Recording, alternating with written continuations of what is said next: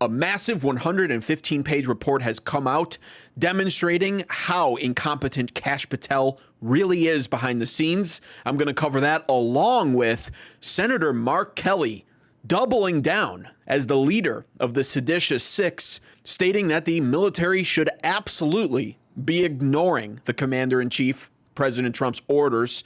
He said this on Meet the Press. We're going to go over the footage. He's now tying this in with the Venezuelan drug boats, a topic that, quite honestly, is long overdue for me to address right here on this channel. Are they drug boats or are they just poor old fishermen being blown to smithereens? I'll cover all of it and expose all of the misinformation right here. And then finally, reading your comments and going over the poll on my community tabs page that is closing in on 1,500 total votes. Should President Donald Trump shut down immigration entirely? You guys voted, you guys commented, and we're going to go over it all right here, right now on American Advocates. A damning report labels the FBI a rudderless ship under Kash Patel, with he and Dan Bongino, the deputy director, more concerned with building personal resumes.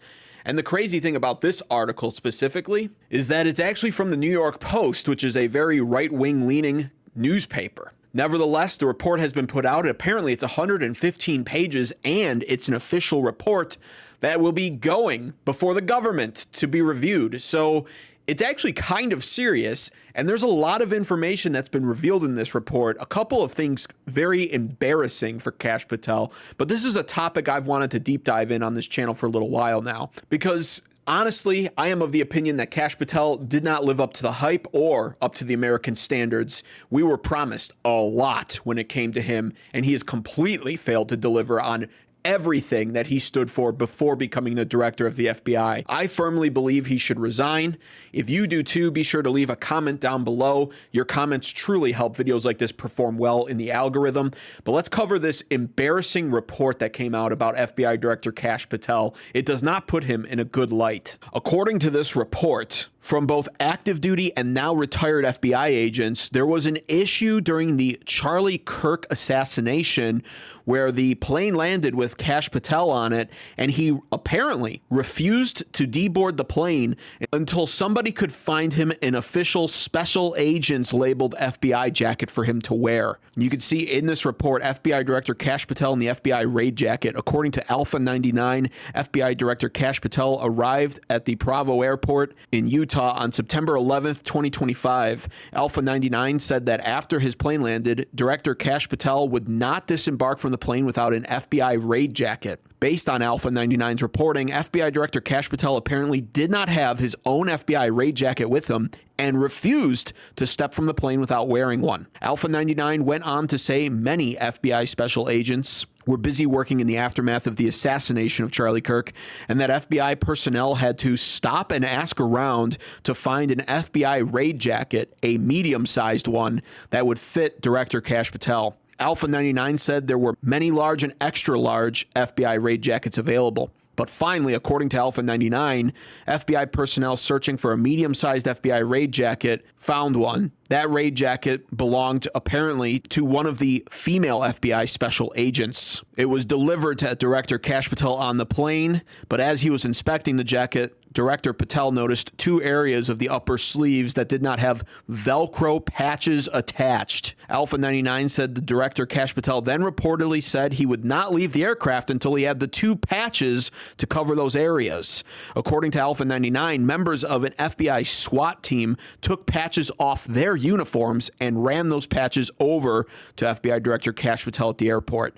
The patches were then attached to the loaner FBI raid jacket, and Director Kash Patel disembarked from the plane. You might be thinking, what a load of hogwash or stupidity, or both, quite honestly, but it really does point to a major problem, probably within most of the Trump administration, and that problem is that they are far too appearance-based and not action-based. And if this story is true, and I'm not saying that it is, then it's honestly ridiculous. Who gives a what you're wearing when you disembark from a plane? All because there's going to be press waiting at the bottom of the plane to photograph you, and you're not wearing your little official FBI jacket, Kash Patel? This is what you're worried about as the director of the FBI? You're literally allowed to show up in plain clothing if you want. It's not a big deal. It's your status that matters. Your status as the director of the FBI. Charlie Kirk was shot in cold blood the day before.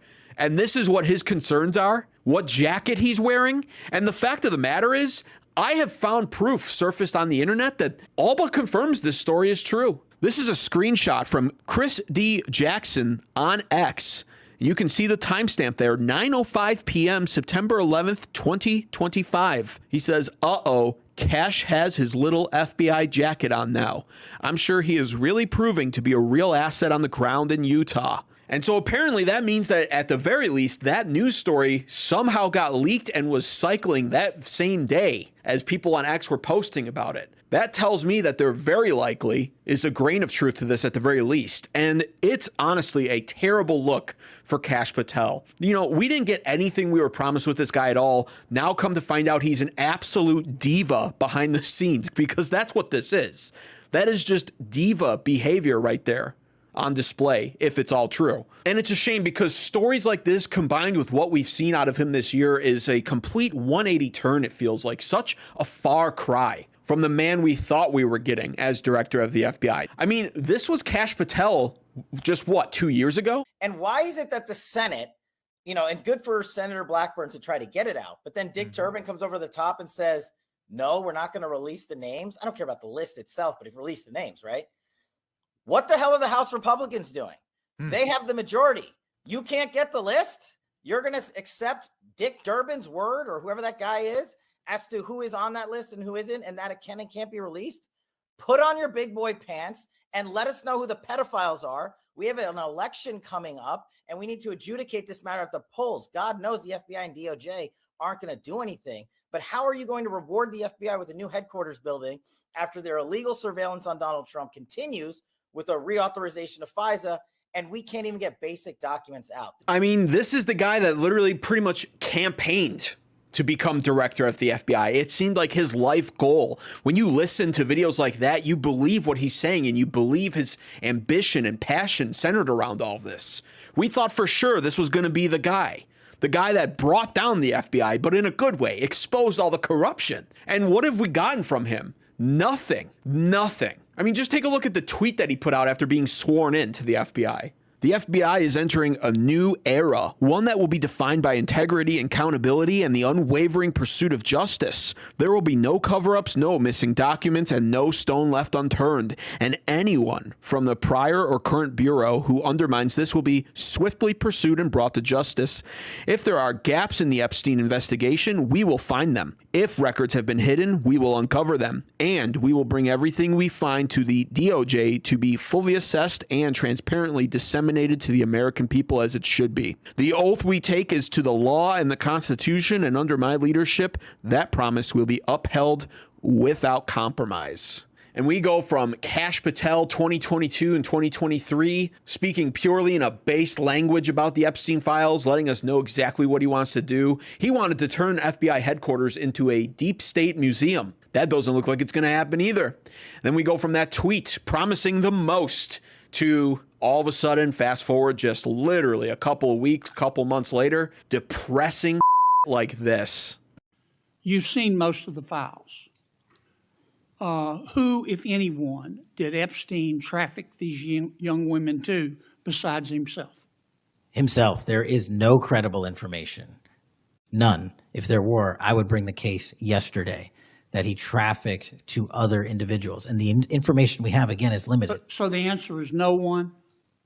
For the information that we have. In the files? In the case file. And, you know, if you're Senator Kennedy there, that's got to just be so depressing to be met with that kind of reality and to come to terms right there on the floor that the FBI director, Kash Patel, has been compromised. Kennedy and Patel in prior hearings were like buddies on the floor. Kennedy would set up these questions and Kash Patel would hit the layup beautifully and make the Democrats look terrible. It was a beautiful sight to see. And then just within a few weeks of Patel getting what he wanted ultimately and becoming director of the FBI, boom, complete narrative switch. Patel, in my opinion, has definitely been compromised, and he is a useless director of the FBI. Spineless, gutless, and cowardly. He focuses on doing stuff like arresting low-level drug dealers, which pretty much any local law enforcement department can take care of. And that's what he gloats and touts about. He also recently broke up a gambling ring within the NBA. That was big news. It was hilarious to learn about because the La Cosa Nostra mafia was involved with it, of all things. But nevertheless, it's meaningless at the end of the day. What we wanted from Kash Patel and what we promised were Epstein Files related stuff. That was what we associated Kash Patel with. He failed. And even when he's addressing questions to Senator Kennedy there, he's lying. And Thomas Massey points that out as well. I mean, Kash Patel literally told Kennedy there's no names, they know nothing, the information's limited. And then just within a few more months after that, that narrative's been switched. And now all of a sudden they have tons of stuff that they're going to release. And who knows in what condition they'll release it. Probably mostly redacted. But Thomas Massey points all of this hypocrisy out. And to be honest with you, it seems like Kash Patel is guilty of perjury, lying to Congress. But I asked Kash Patel here just recently, the day before he had testified to the Senate, that Epstein, even though there were 1,000 victims, that Epstein was the only perpetrator. Correct. And so the next day he came to House Judiciary and I said, well, the victims, which we prefer to call survivors, the ones who are still alive, the survivors tell me that you guys have at least 20 names. And I don't have I told him one of the names, Jess Staley, right, who's the CEO. He said, but there's 19 other names, 6 of them are billionaires. One's a movie producer. Like, we're not just making these up. You can go find these people in your files. And have you seen anything in your files? No. Well, I said, what about the 302 forms, the FD 302, which you've already referenced? Because the survivors know that the FBI memorializes these interviews in these 302 forms. And so, have you looked at the 302 forms? And he said, no. Right. And I said, well, how can you testify that there's nobody that's done any crimes or any reasonable leads to follow? And he said, well, I trust the people that work for me.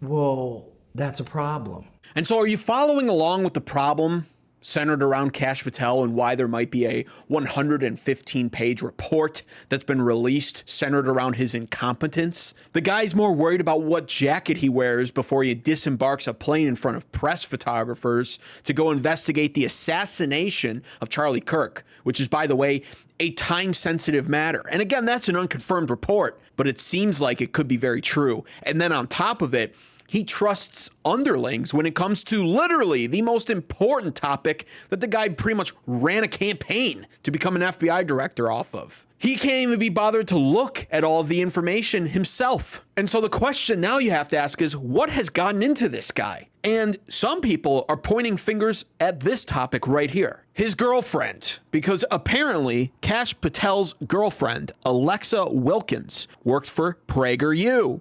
And this has become a massive conspiracy theory now. It's unfounded, it's unproven, and it's not guaranteed to be true. Nevertheless, most people rightfully look at PragerU as Israeli intel straight up. And the information I'm seeing centered around all of this is Kash Patel started dating this girl in late 2022. Now in America, she's known as a rising country singer star. And, she sung the national anthem, it seems, and people tout this as a great relationship. But this story gets even worse because it actually winds up highlighting more of the failures and incompetence and just lack of focus and priority when it comes to Kash Patel. Because the problem is, more people have drawn this conclusion.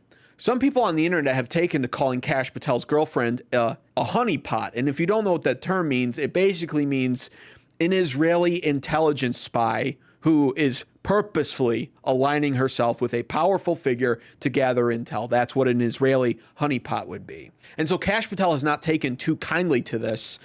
and has actually put out lengthy tweets about it. You can see here he says, "I am proud of the work of this FBI. We're taking violent criminals off the streets in record numbers, crushing the fentanyl crisis, dismantling cartels, saving children, hunting down terrorists, and so much more.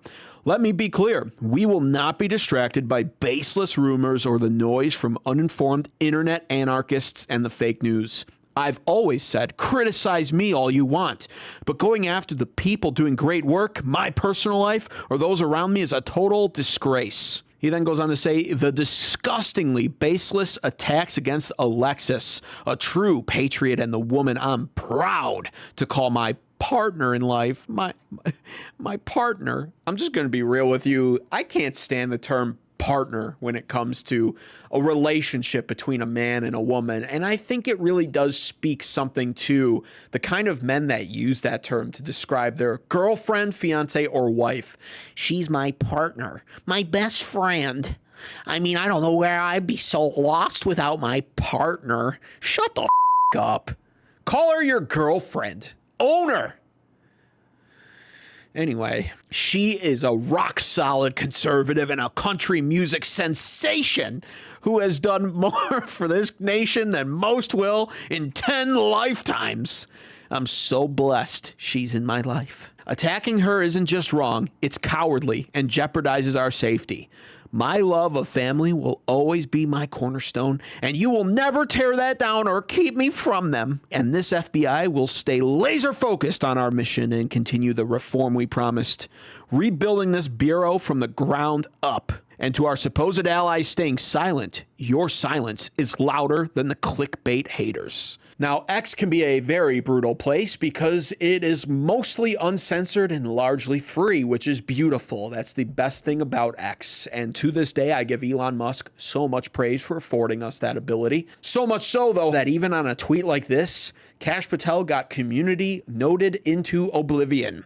You can see right here, readers added context they thought people might want to know, and it states, "People are largely not attacking Kash Patel's significant other, but rather reacting to his firing of people who point out his usage of government funds." We're going to get to that in 1 second. You can also see some less than flattering comments under this post. Sounds like someone's upset. And my guy here, Mark Mitchell Rasmussen, this is the best pollster in America. "Can you arrest some people? And please get rid of the scumbags that are still in the FBI." Yes, thank you, Mark. I love that. But here's the most screwed up part about this and why I'm sharing this entire story with you here about his girlfriend. It's not because I'm 100% convinced she's an Israeli honeypot spy. Nobody can possibly prove that. At least not as of right now. And maybe it's not even the most important thing to focus on anyway. Nevertheless, the fact that people have pointed it out has really rubbed Kash Patel and his girlfriend the wrong way. So much so that she's actually decided to sue major influencers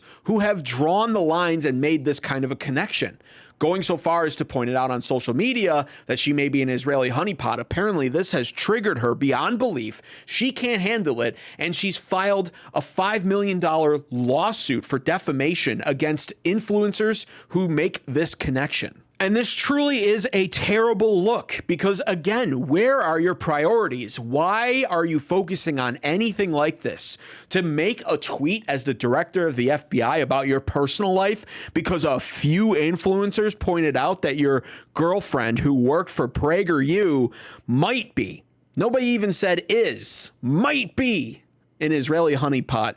Absolutely absurd. And it's actually, in my opinion, an attempt at censoring free speech. Because what we're truly seeing here is them suing the influencer for much more than they're worth in an attempt, honestly, to just bankrupt them and set a precedent for other people to not speak about this topic. Disgraceful, in all honesty. I mean, this should be water off their backs. Why does it matter? Why wouldn't you just ignore this? But it gets even worse than that with Kash Patel, because rather than giving us the Epstein Files, rather than arresting major high-profile criminals, corrupt Democrats that we want, rather than investigating on the things we want him to, he's also apparently using government jets to fly to his girlfriend's country music shows, which is essentially funded by taxpayer dollars. So we're paying for this guy to go on dates with this woman. And once again, you can see right here as part of an article, on Halloween, Patel also fired Stephen Palmer, a 27-year agent who ran the FBI's Critical Incident Response Group.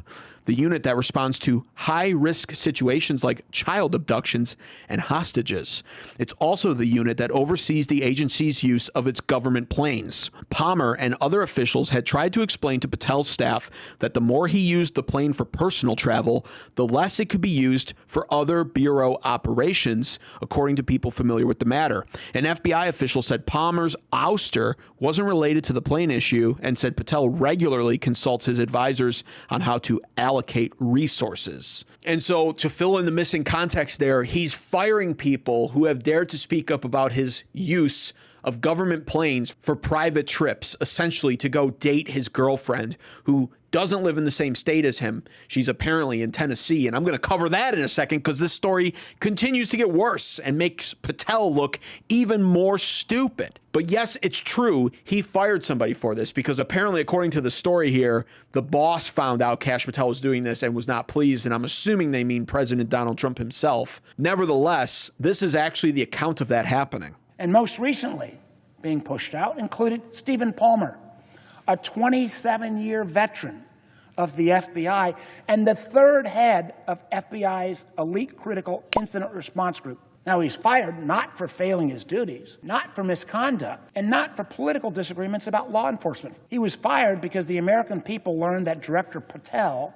had been using the FBI's $60 million jet at $20,000 a flight to go on dates with his girlfriend. To make matters worse, recent reporting indicates that Patel now has also pulled agents off an FBI SWAT team to provide a security detail for that very same girlfriend. And there's the other bombshell announcement. Yes, he is not only flying out on our taxpayer dollar dime to go date his girlfriend who doesn't live in the same state as him, but on top of it, he's now using taxpayer dollars to fund an insanely overqualified security detail for this girlfriend to make sure that she's safe, since apparently 2 or 3 influencers have made a connection to her Israeli ties and have suggested she might be an Israeli honeypot. She's now in so much danger that she needs a fully armed SWAT team to protect her 24/7. I'm not making this up. FBI Director Kash Patel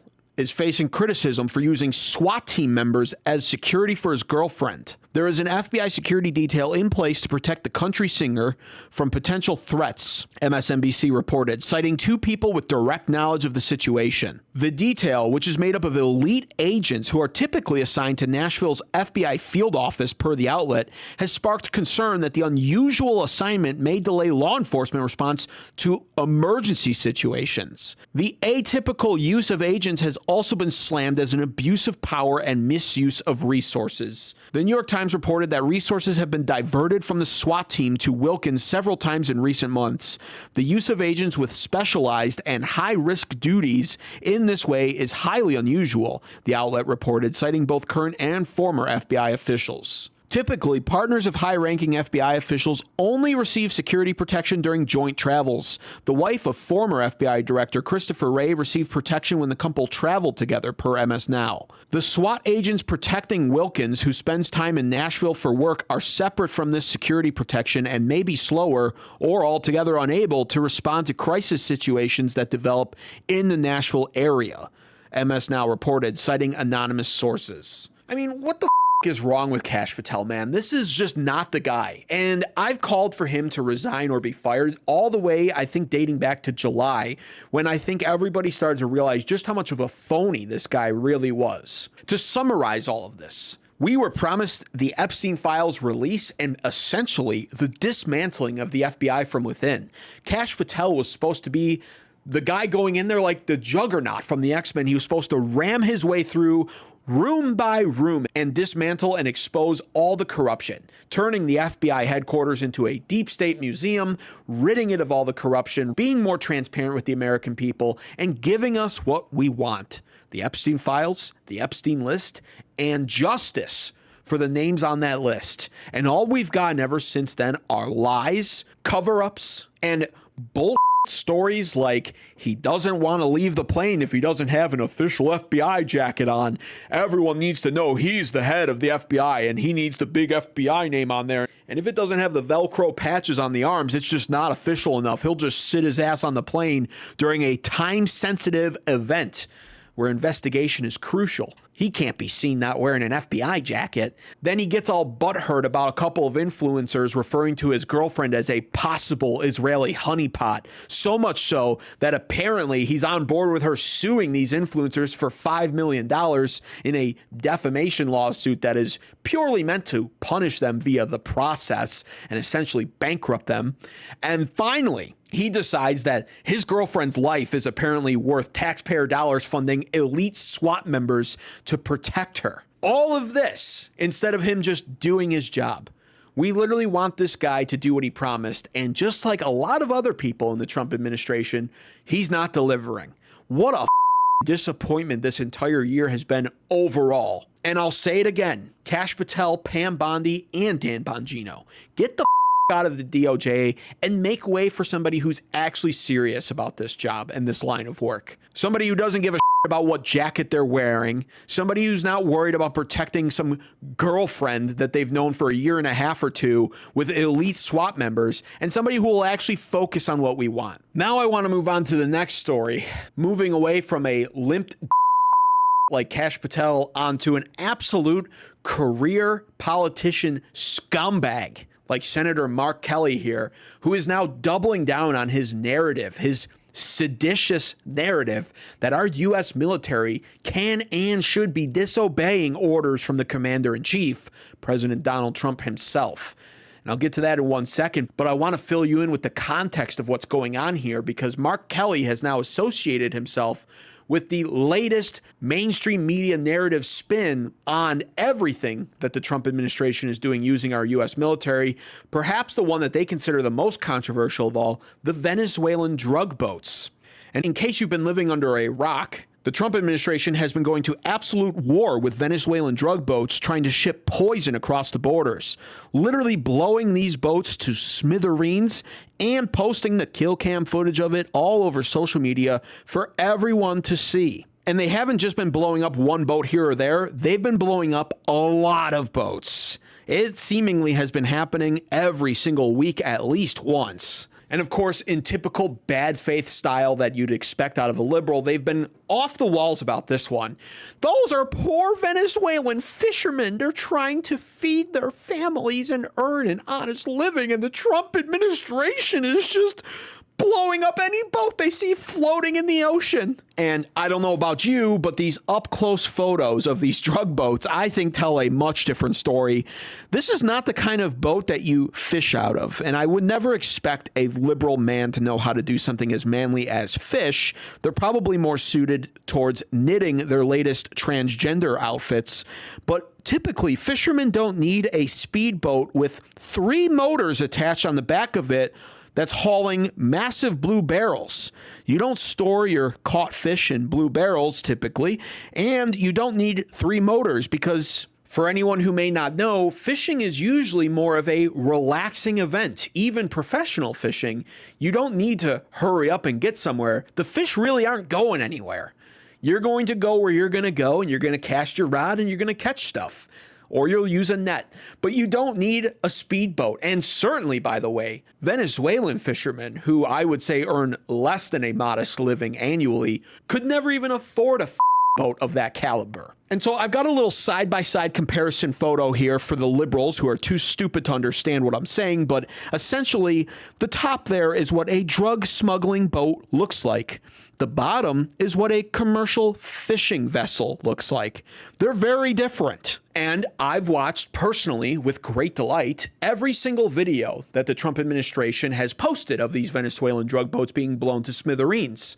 I usually make popcorn and it usually puts a great smile on my face and brightens my day. And I can tell you, after seeing every single video throughout the last several months, I have not seen a single boat that looks like that one on the bottom photo there. We're not blowing up fishermen. Not to mention, fishermen also don't usually use submarines to do their fishing, which is, of course, exactly what you see in this footage here, where we found a drug smuggling submarine south of the border. They figured, oh, the Americans are blowing up our drug boats. We'll just use a submarine. Well, we put a stop to that thought process too, thankfully. We caught this submarine. But despite all of this, despite any amount of logic that you could hurl a liberal's way, they are set on their narrative that what Trump is doing here by blowing up these Venezuelan drug boats is an international war crime, because Venezuelans have a right to travel peacefully, no matter what kind of poison they're trying to sneak into America. That's their right, damn it. We can't just go and blow them up. And that's where this disabled-looking Lex Luthor comes into play. Senator Mark Kelly. You see, he knows he's in possibly big trouble here for recommending our U.S. soldiers commit sedition against the president by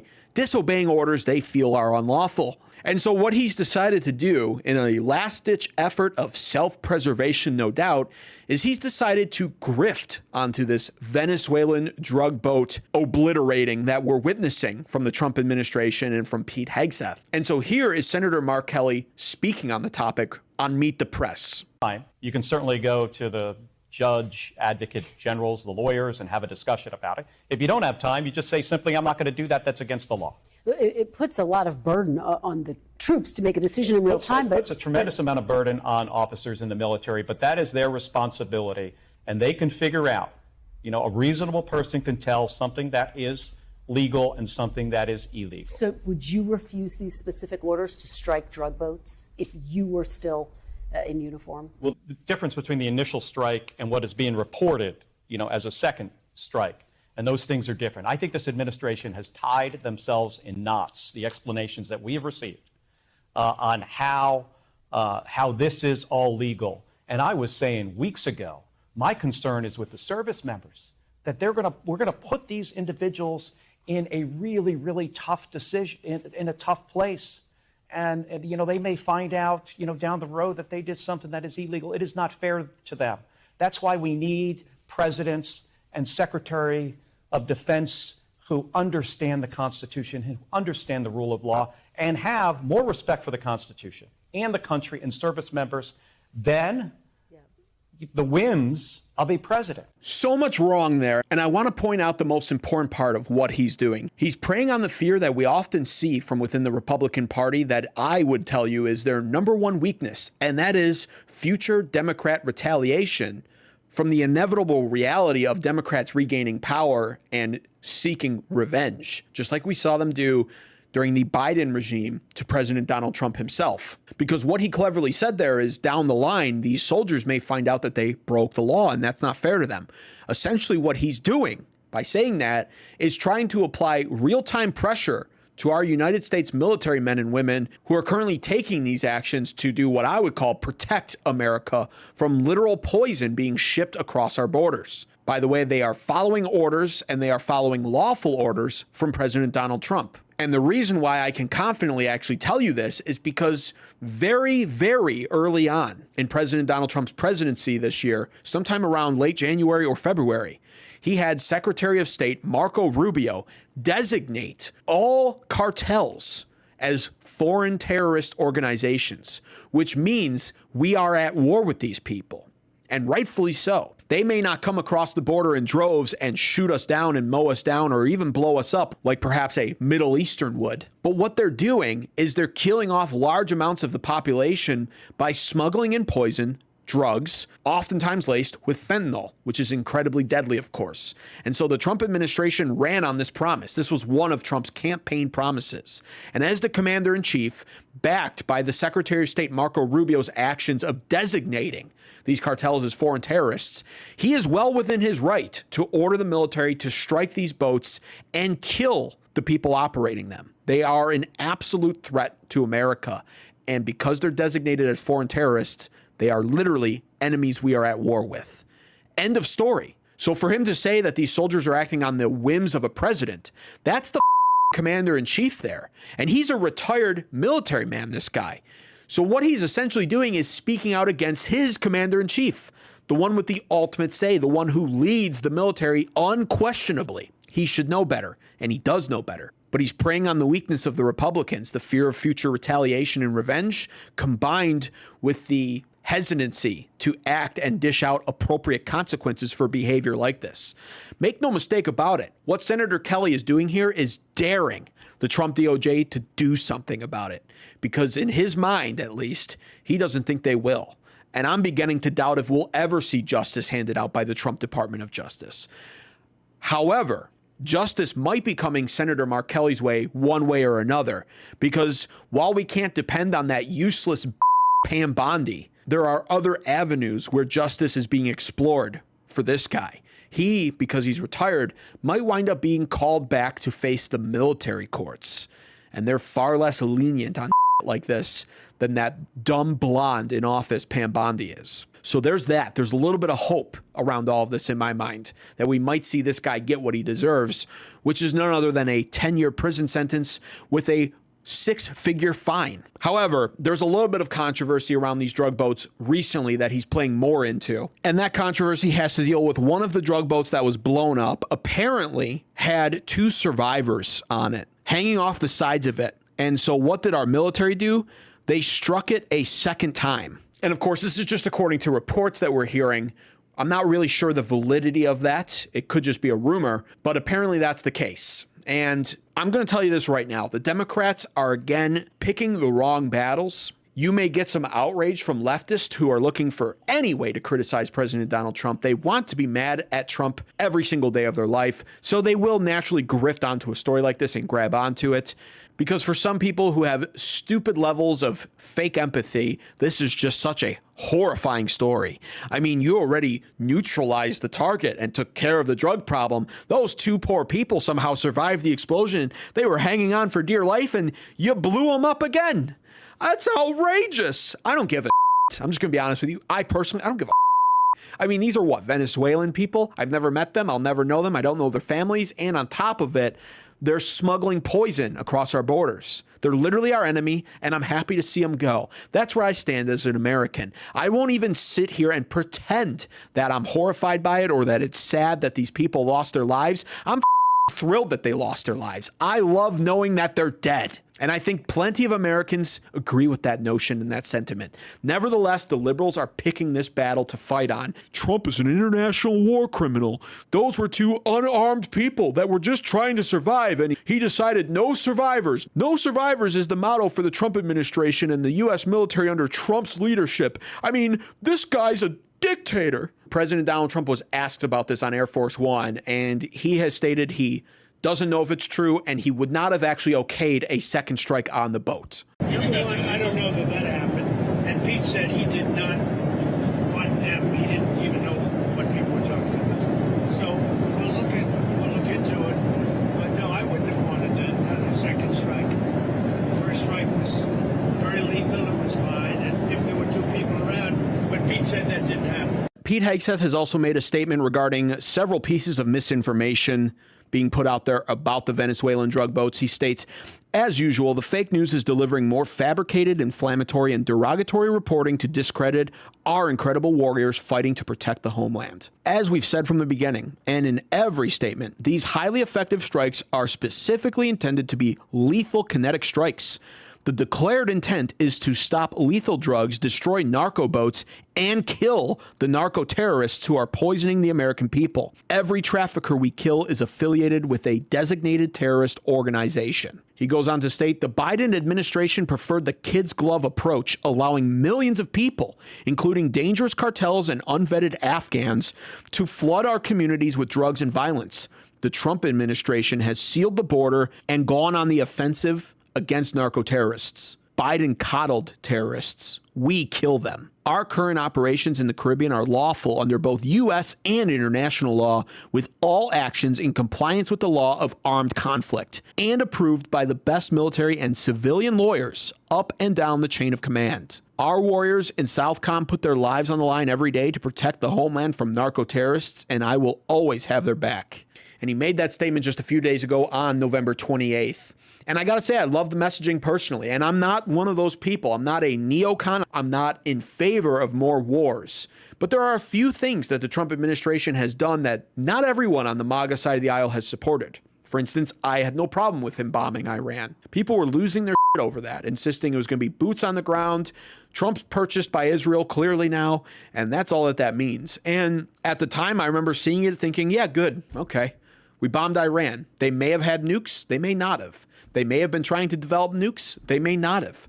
Why do I give a shit? It's Iran. I don't care about them. Again, I'm detached like that. If it's not Americans, I have no sympathy for anybody in the world other than Americans. I am America first, America only. I don't care about Iranians. I don't care about Israelis, by the way. I don't care about the Middle East at all, in fact. But even if there was a 10% chance that Iran was developing nukes, I was all for him bombing Iran. And he did, and I was happy about it. And now it's the same thing with these narco-terrorists. Do I want some full-level ground assault new war waged in Venezuela? No. I don't want any new wars. It's unjustifiable in my opinion. However, these boats are a clear and present danger to America, and it's clear what their mission is. These are not fishermen boats. They have 3 motors on them for speed purposes, and they're full of barrels with drugs. Blow them up, leave no survivors. I'm okay with that. Most Americans, I think, are too. Some of them pretend to be outraged on social media, but in actuality, nobody gives a shit. Empathy is fake. It's not real. It's outrage culture. It's virtue signaling, and it needs to stop. But of course it won't stop because the Democrats thrive off outrage culture and virtue signaling and headline readers. And so that ties me all back to Lex Luthor wannabe Senator Mark Kelly here, who's grifting off of this to try to save himself, I would assume, from future military court prosecution when it comes to his seditious conspiracy video. And so in that prior video I showed you with him on Meet the Press, where he kind of dodged the question of if he would ignore orders from President Donald Trump to blow up these boats, here he is on CNN actually answering the question. You mentioned that you were a captain in the Navy. If you received that order, would you have carried it out? No. No, and I'm a guy who I have sunk 2 ships. You know, I've sunk an Osa 2 missile patrol boat in Kuwait Harbor, a Palnakni troop carrier in the Persian Gulf during the first Gulf War. I never, in that situation, questioned whether those strikes were legal. We were given an order to do this. It was a time of war. These were Iraqi ships with Iraqi crew members who posed a threat to the United States military, in this case, who they invaded Kuwait. We're trying to kick them out of Kuwait. This was approved by Congress, all of that, right? So, but if I was ever given an order for a second, I've had questions about the operation in general, and I've been saying this for weeks, putting service members kind of like, are you stepping over a line here? Is this legal? They have tied themselves in knots trying to explain to us on the Armed Service Committee how this is legal.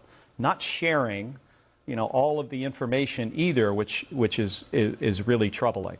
But, you know, going after survivors in the water, that is clearly not lawful. And so this guy created a seditious conspiratorial video urging U.S. forces to disobey any illegal commands, not specifying what those illegal commands were, by the way, because none have been given. Nevertheless, committing sedition according to the law itself, where you cannot encourage U.S. soldiers to disobey orders from the president, as all presidential orders are presumed lawful upon them being given, mainly because I've covered this again, but orders are given with careful discretion, usually after legal consultation. Trump has a team of lawyers around him at all times, pretty much. This stuff's important. But now he's also decided, this guy, to lead the way by going on television multiple times to talk about this controversial event of the Trump administration blowing up narco-terrorists.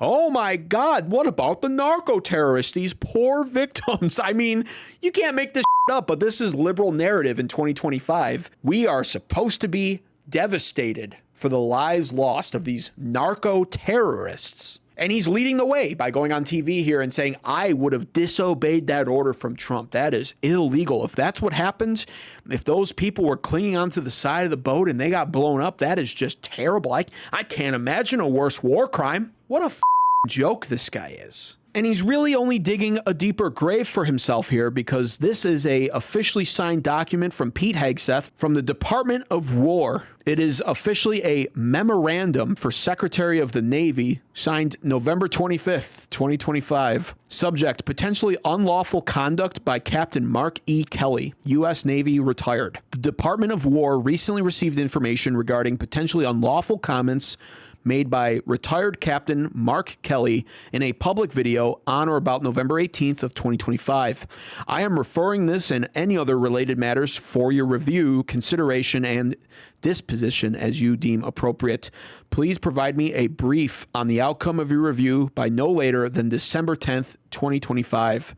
Pete Hegseth. And all I'm going to say about this is we better see results for this, because when you allow Democrats to continue to get away with this behavior, when you demonstrate in front of the American people that there is in fact a two-tier justice system, which is only upheld on one side, by the way. The Republicans look out for the Democrats far more than the Democrats look out for Republicans.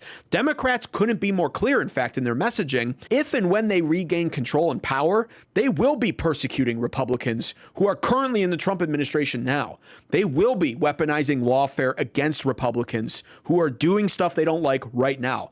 There are several instances of Democrats speaking this way, so they don't plan on extending the same courtesies. Nevertheless, Republicans feel it's important to stick to their not-so-moral code and protect these Democrats from consequences and keep them from facing accountability for their disgusting, and in this case, most likely, seditious behavior. And when you do that and demonstrate to the American people that there is no true justice for high-profile people like this, all the while the economy, Gen Z can't buy homes, millennials still don't own homes, rent is too high, groceries are too expensive, cost of living is in crisis right now, everything sucks. We're not getting what we were promised overall, and we're not even getting justice delivered on behalf of us. That is the recipe, in my opinion, for a full-scale revolt, revolution style. It's actually dangerous. The Trump administration, by being so damn soft on corruption and like this, is actually playing with fire, in my opinion. And so that is why I think it is so important that we start seeing justice. If Pam Bondi can't deliver it, fire her. And in this case, this one's most likely going to the military courts, which is why I remain hopeful. Now, Pete Hegseth would actually go on to double down on November 28th here, stating, "We have only just begun to kill narco-terrorists." And again, I love it. I love having somebody lead the military who's actually got some testosterone in him, who doesn't actually feel the need to dress up like a woman.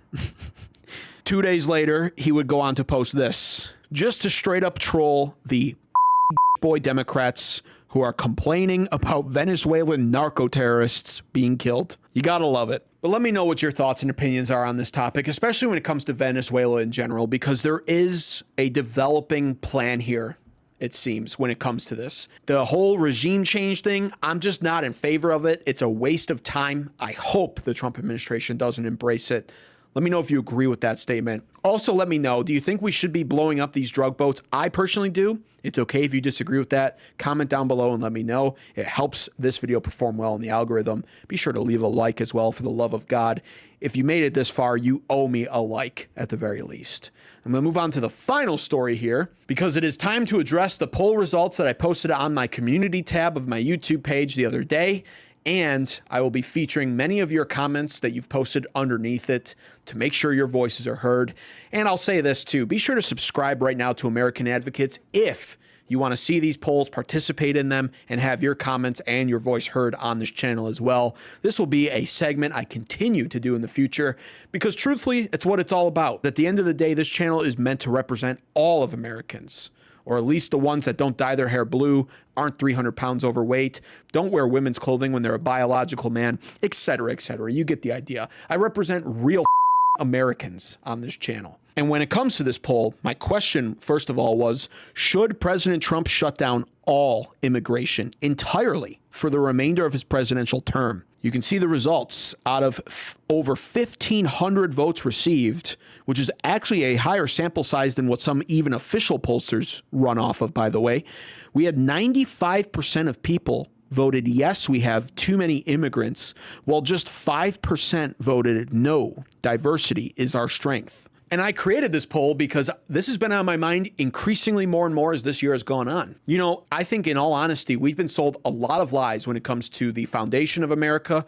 what our country is all about, and a lot of these creeds that we buy into, like, for instance, the fact that diversity is our strength, or that we are a nation of immigrants, or that America is a melting pot. I think all of that is bull, especially when you go back historically and learn exactly how all of this has unfolded leading up to present day. For instance, pre-1965, when we had the Immigration Act of 1965 go into effect that really changed everything. Before that, this country was overwhelmingly white European. I mean, the percentages were crazy. I believe we were 95% white European as a nation. In fact, when it came to immigration, as far as I know, according to what I've read, we were so strict on our immigration policy that we didn't even allow people to immigrate to America from other countries. The whole southern border fiasco is a modern day problem.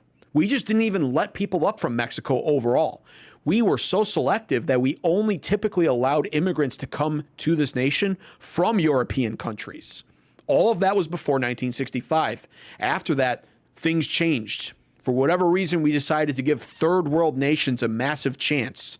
We decided diversity was our strength. And what happened during the Biden regime is even more triggering, more upsetting when you look into it. I mean, in all honesty, the only rightful conclusion you can come up with for why Biden allowed just purely open borders is because the Democrat Party has decided that Americans just aren't getting with the program soon enough. The Democrat Party has decided that they need to replace us. This is the conclusion you have to come to if you're paying attention at all to anything. It's certainly the conclusion I've come to.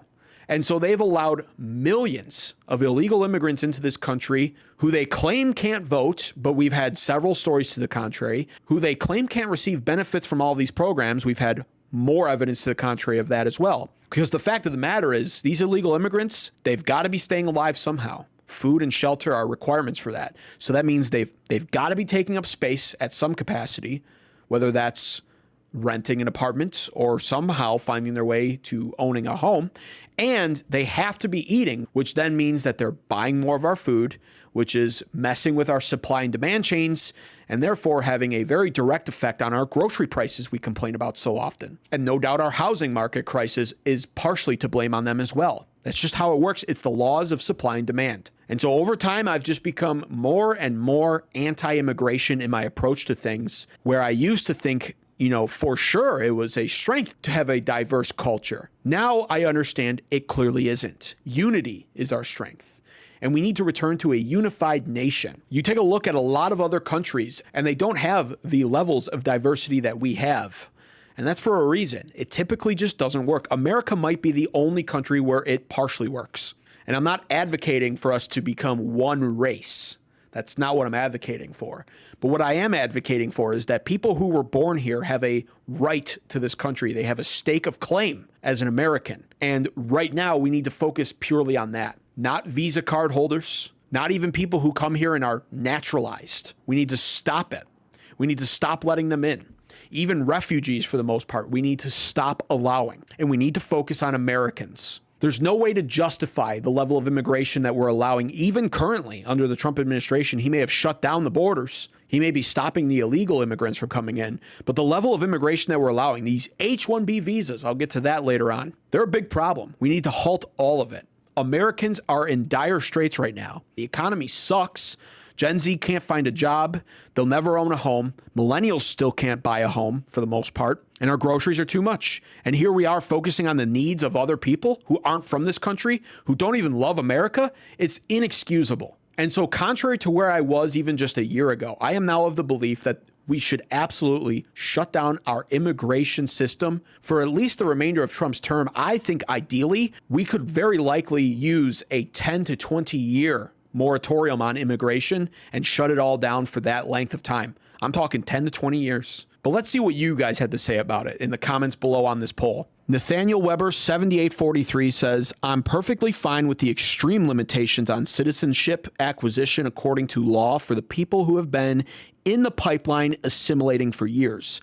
But no more temporary work visas, no more student visas. Let's leave the broader area of academics and work to American citizens. I actually agree with that overall. I don't think it would be fair to say shut down the immigration system altogether right now. And we look at anyone in the pipeline already and say, okay, that includes you too. Get the out. If they're going through the process, they are coming here for a genuine love of America, then fine. We should still vet them in the pipeline and make sure that's the case. But we got to cut it off right now. That's what I advocate for. Cut it off. Stop it all. And whoever's currently in the application process, fine. But beyond that, no more. Marines 1282 says, all we have to say is take care of Americans first, period. You know, it really should be that simple, shouldn't it? Keystone Liberty 1776. I recognize this guy, one of my top commenters and certainly one of my most loyal viewers. Appreciate you, man. He says, the United States needs to have a 30... I swear, this guy gets more extreme with the amount of years every time I see him comment this. Now it's 30 years. I don't even know if I can disagree with it. But he says 30-year immigration, visa, refuge, and asylum moratorium, and the president should ban or make international money transfers illegal, because once illegal immigrants don't have any money to send back, they themselves will have to go back to their country of origin. Well, and again, you know, tell me where he's telling lies. We're seeing these problems with the Somalis that President Donald Trump has now focused on like the eye of Sauron. He's looking at Minnesota and that retard Governor Tim Walz, and he's going, yo, what's going on in your state, bro? And rightfully so, because the level of Somali fraud that we've seen is absurd in that Great Lakes region. And they have been sending back tons of money to their country. It's all a ploy. They are milking our country dry. They don't love us or appreciate us, and they all come here and live off of welfare. It's absolutely crazy. Naysayers Ranch says all immigration and all federal foreign aid to every place paused until we get control over the immigration system and are completely out of debt as a country. Then maybe we will reconsider it. Yeah, and you know what? When it comes to debt, I mean, a lot of people view that as just a fantasy at this point, to dig ourselves out of debt. But I believe that it's possible. Call me naive, call me stupid for that. But I not only believe it's possible, but I insist we try. Because the national debt is perhaps one of the biggest and most influential factors to our cost of living crisis. We cannot continue to just borrow money from ourselves like this.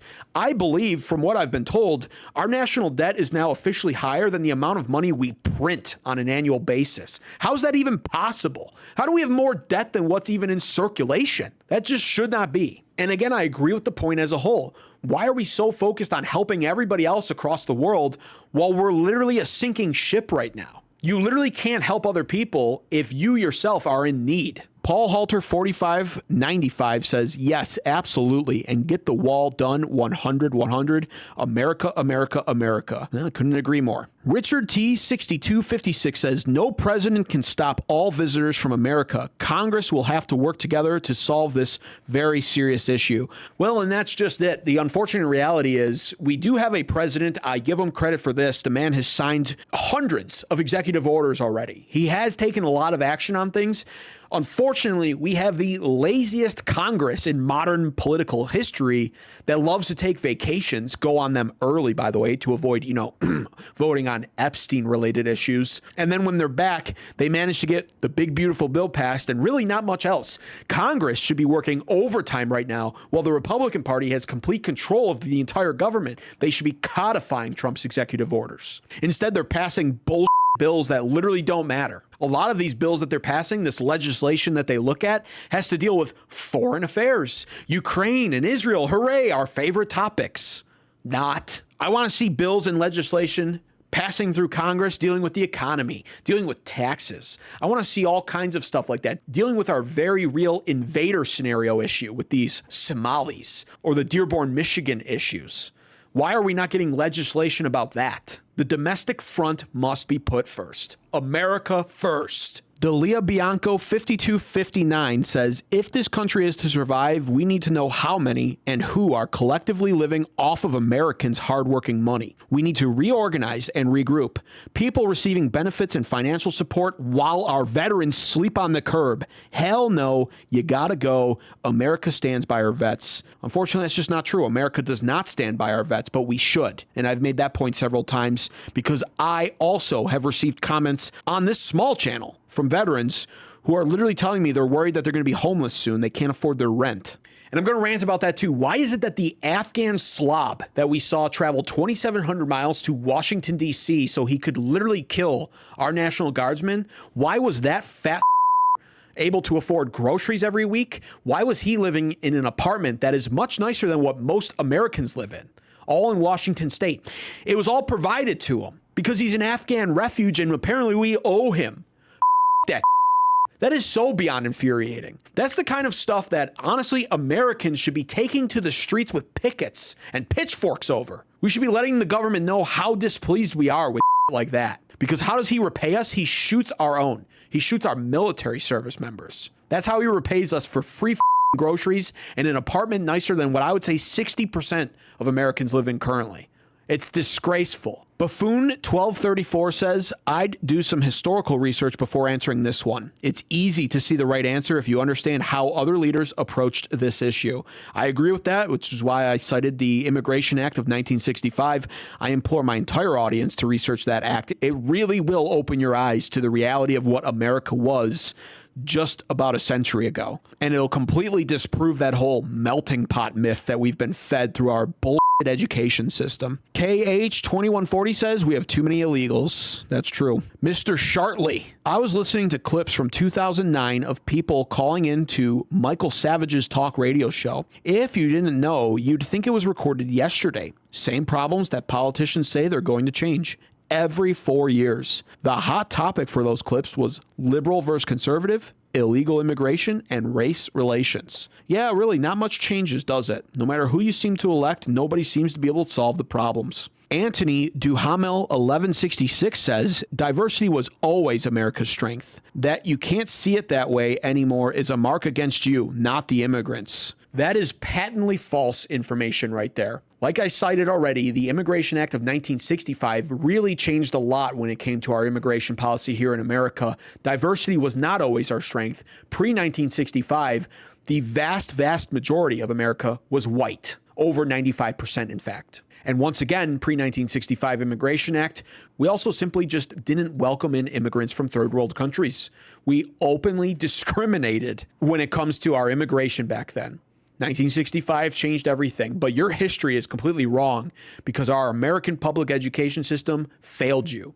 Either that or, based off your name, perhaps you're an immigrant yourself and you're just completely ignorant to American history. In which case, I would implore you to do some research before leaving stupid comments like this one. Nelson says, yes, our American veterans need help. Agreed. Stuart Mazzeo 2516 says, oh, abso-fraggin-lutely, especially with war close by. Now, this is a great point people are not factoring in. But the last thing you want is a loose immigration policy on the verge of war or during a war. And I'm not trying to fearmonger here. I don't know how close we are to a World War III scenario or a war breaking out or even a war with Venezuela for that matter. But if we are to do any of that, if any of that is to happen, then yes, we need our immigration policy drastically reformed. Again, I would advocate for it to be shut down entirely. That's how you keep America the safest. And the final comment I'm going to read is this one because I'm going to expand on this thought process right here. Mark Douglas 5310. He says, DJT, that's of course Donald Trump, has said many times that they need immigrants to work in the U.S., but only those with skills and qualifications required for USA to prosper. And I'm just going to be honest with you. I think that that's absolute bullshit. I've made several videos on these foreign workers coming into our nation now to steal our jobs right out from underneath us. I've also made videos on how these visas are openly exploited via the L1A visa parking method, via the OPT exploitations of student visas, all of it to work around the H-1B visa $100,000 fees that Trump has imposed to prevent this from being overused by our American corporations.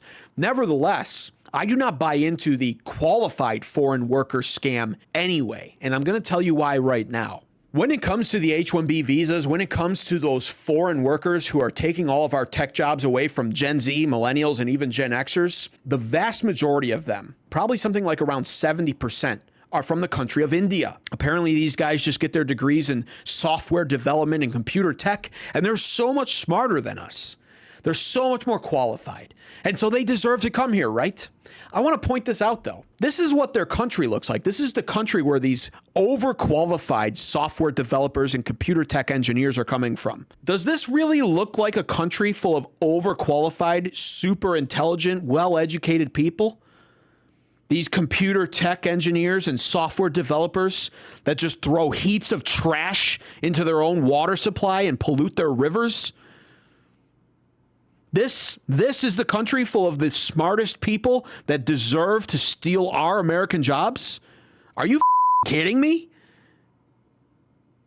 And not only do they do that, but then they encourage their children to go and play in it. They literally tell their children to go and play in water. Go have fun throwing feces at your brother. Go play in there all day. If these people were as smart as we're being told that they are, would they not be living in a society that looks a lot better than this right here? And people want to say that it's a despicable thing to point this out. I think it's despicable that they do this.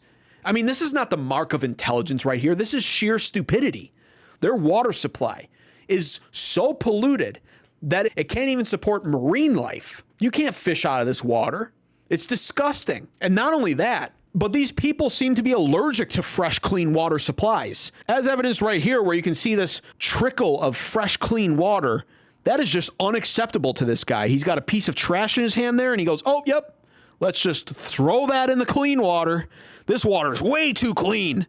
We need to add some trash in it, and then we'll watch it float down. Wow, this is so cool. Pollution, yay. And perhaps the biggest problem and the biggest reason why I don't want all of these foreign workers coming to America, besides the fact that they steal our jobs from us and they're not more qualified than we are. A lot of data out there to suggest they're not more qualified. In many cases, they're actually less qualified and less intelligent than Americans are.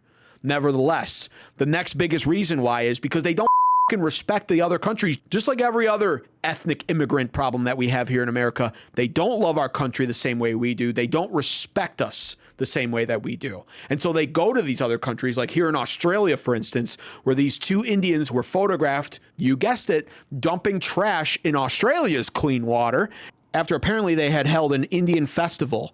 A lot of waste was produced at that festival, and they saw the water source. So they said, just like back at home, fresh, clean water. In fact, way too clean. Let's just throw all of our trash in it. Isn't that wonderful? And so all of that is to say, yeah, I don't buy the lie that these people are more qualified than Americans. Intelligence has a way of being put on display. And when you go to any of our great cities, even though they've been tragically destroyed and overrun via Democrat policies over the years, which of course reflect a lack of intelligence, nevertheless, you can see the greatness behind all of it. You can see the thought process. You can see the engineering, the architecture. All of it points to intelligence, superior intelligence for that matter. Not the case in India. And the real reason why they're all in demand here for America is very simple. They work longer hours and for significantly less pay than what Americans are worth.